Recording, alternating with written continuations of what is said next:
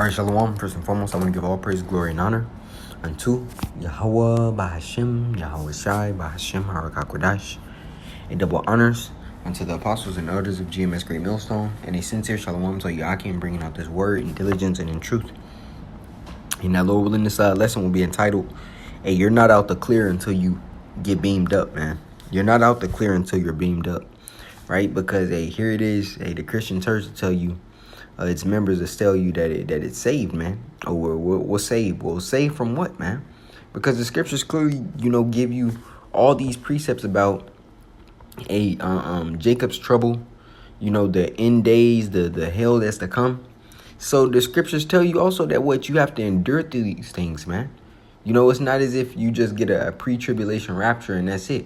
To inherit the blessings and a kingdom, or as the scripture says, world without end, and to be on the receiving side of the gifts and the blessings, it comes through much hell, man.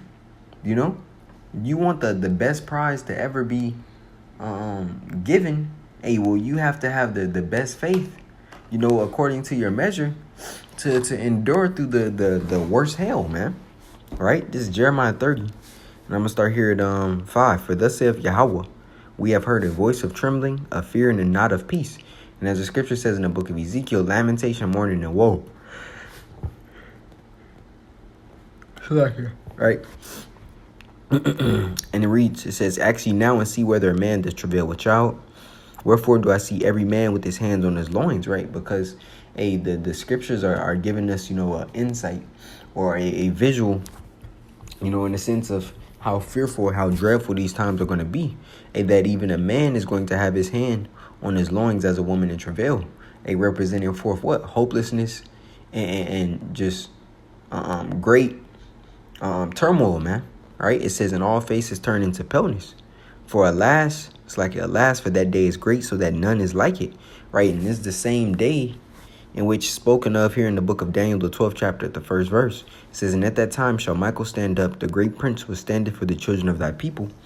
Right? And there shall be a time of trouble. And that same time of trouble is spoken of in Jeremiah 30. And we're going to go back to it after we read this first verse. It says, such as never was since there was a nation, even to the same time. And at that time, thy people shall be delivered, everyone that shall be found written in the book. And who is that people referring to, man? The elect and the 1/3. Because the 2/3, they on this side, their sins are going to be their accusers, as the scripture says in the book of Second Esdras, man. Right? Which means what? A judgment is laid up for them. Right? Now, when we go back to here in Jeremiah 30, right, and it speaks about that day, right?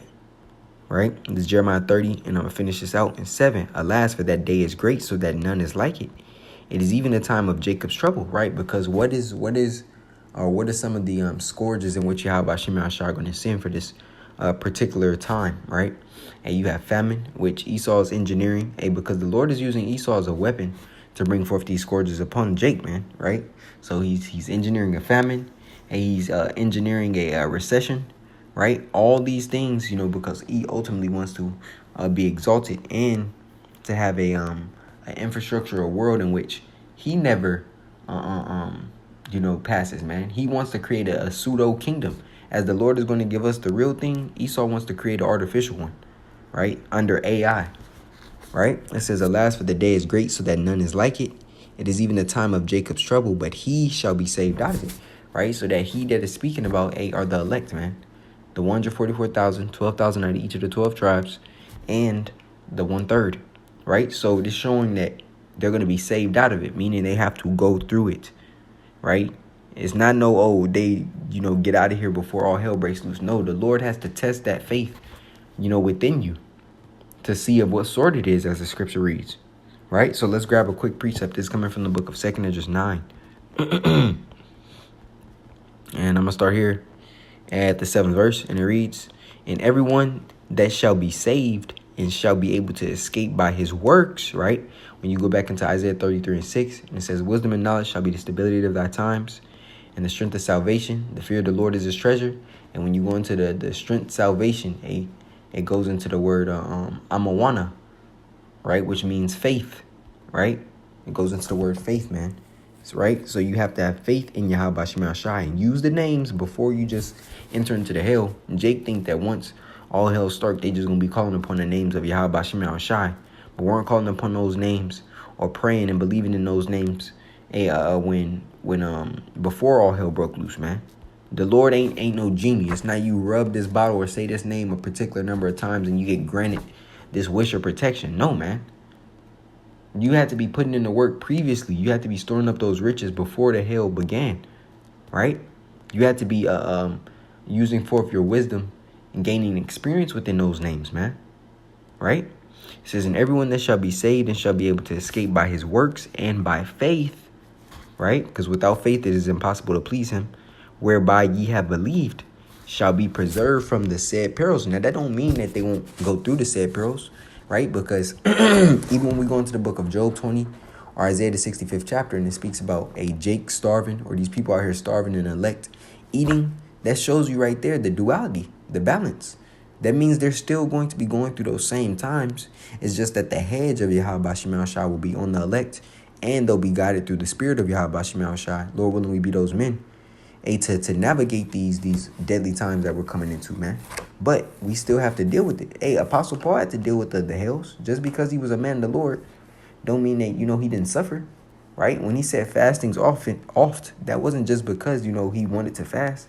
That's because there was no food available at times, and he was forced not to eat, man, right? So, we have to go through these same type of battles, right? And we're starting now, in the spiritual sense, man. Right, by catching hell, the Lord chastising us, right?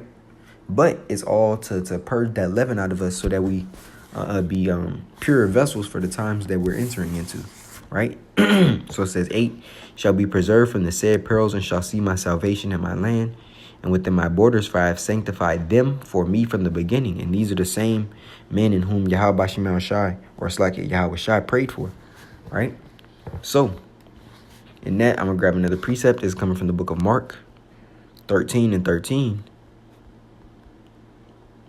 And it reads, it says, and ye shall be hated of all men for my sake, right? So persecution, that's another step or another time or season, so to speak, in which the Lord's servant must endure, right? The persecution, when we go into the book of Matthew, the 5th chapter, and it speaks about being reviled, being persecuted, so forth and so on for the names and the faith of Yahweh Shema Shai.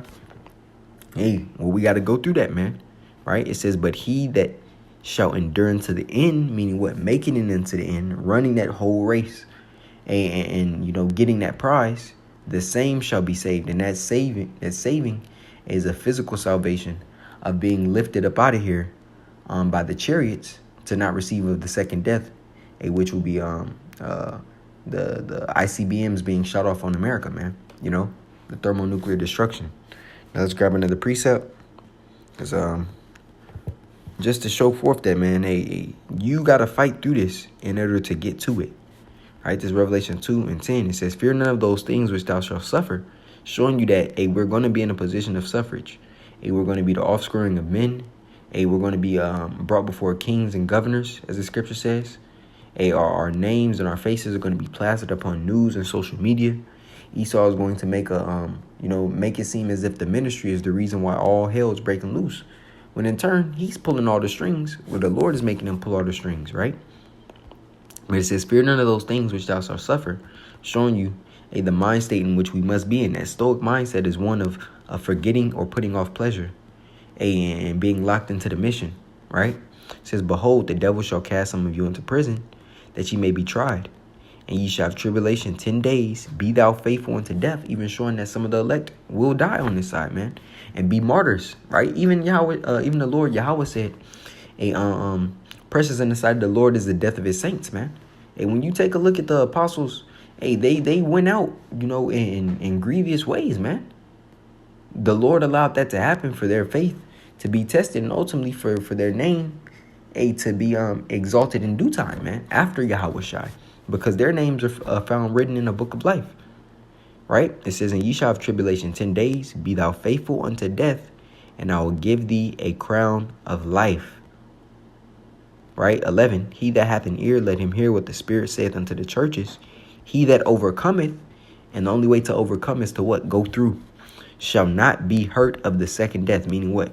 That scourge of the fire, as the scripture says in the book of I believe it's Zephaniah. It says their eyes shall consume in their holes, and their tongues in their mouths. It's like Zechariah 14:12, right? They won't taste of that, man, but instead be beamed up. So to close out this lesson, getting to the point, there's Isaiah 26 and 1 second, showing you that this is the only way out of here, man. Isaiah 26:20 says, "Come, my people, enter thou into thy chambers," right? And the chambers is what? The chariots, right? Being beamed up. It says, "And shut thy doors about thee, hide thyself as it were for a little moment until the indignation be overpassed." And what's that indignation? It's the fire of the Lord that he's going to bring, right? When we go into the book of Joel, the 2nd chapter, when we go into Isaiah 56, when we go into 2nd Esdras 15, and it speaks about the arrows that are flying, that as a horseman in a battle array, right? It's speaking about that indignation, man, the waster to destroy, right? So entering into that chambers is the physical salvation of being beamed up out of America and the places in which the elect are scattered, being taken away from this place before the nukes, the second death hit, man. But you have to fight up until that point, and Lord willing, that we may be saved, man. But that's the point. You have to fight through it. Ain't no being beamed up before the chariots come, man. Or ain't no slacking. No getting beamed up before the nukes hit. You have to endure that. That's the point. It's no pre-tribulation rapture, man. And that's what I meant. Salakia. It's no pre-tribulation rapture. That's off. That's all completely off doctrine. You have to endure the said perils.